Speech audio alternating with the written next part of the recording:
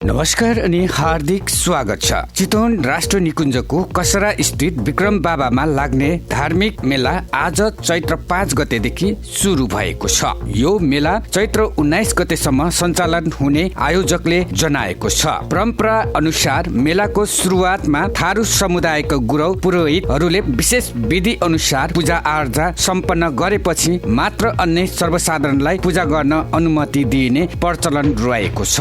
यसले थारू संस्कृतिको मौलिकता र धार्मिकता परम्परालाई झल्काउने गर्दछ। हरेक वर्ष झैं यस वर्ष पनि मेलामा दर्शन तथा पूजा गर्न देशका विभिन्न स्थानबाट श्रद्धालुहरू आउने अपेक्षा गरेको छ। मेलाले स्थानीय पर्यटन प्रबन्धनसँगै सांस्कृतिक संरक्षणमा समेत टेवा पुग्ने विश्वास गरिएको छ।